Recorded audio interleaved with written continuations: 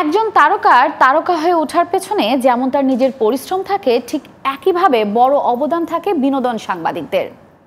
এবার সেই বিনোদন সাংবাদিকদের পক্ষেই অবস্থান নিলেন বর্তমান সময়ের আলোচিত চিত্রনায়িকা পরীমনি। সে সম্পর্কে বিস্তারিত জানবো এবারের সেগমেন্টে। সম্প্রতি একটি বিপণী বিতানের প্রধান অতিথি হিসেবে রাজধানীর একটি শপিং মলে উপস্থিত হন পরীমনি।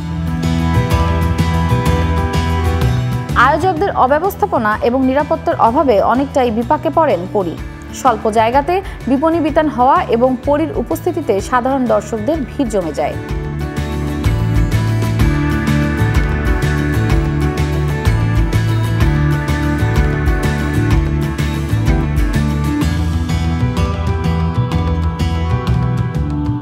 কিন্তু সঠিক নির্দেশনা না থাকায় পরীর কাজের সংবাদ গ্রহণ করতে আসা উপস্থিত সাংবাদিকদের সাথে শপিং মলের কর্তৃপক্ষের সাথে ধাক্কাধাক্কির ঘটনা ঘটে।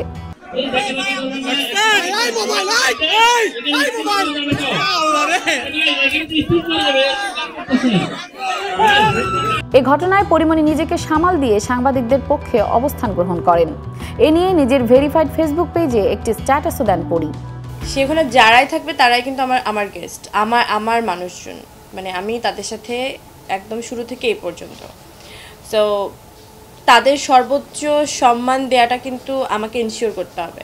মিসকমিউনিকেশন থেকেই আসলে উনি কোন এক্সাইটমেন্টে আসলে বলে ফেলেছেন, আমি আসলে বোধগম্য নয়, কিন্তু আমি তাদের পক্ষ থেকে আমি সবাইকেই সরি বলেছি। কারণ হয় না, আমি তাদের গেস্ট হয়ে গেছি, কিন্তু আমার জন্য আবার সমস্ত জার্নালিস্টরা ওখানে যারা যারা ছিলেন মিডিয়া কর্মী, তারা কিন্তু আমার কাছে অনেক ইম্পর্টেন্ট। সো তাদেরকে একটা বেফাস মন্তব্য কেউ করে ফেলবে আমি ওখানে থাকাকালীন, সো সেটা তো আমার কাঁধে এসে পড়ে, সেটা আমি কখনোই হতে দিতে পারি না।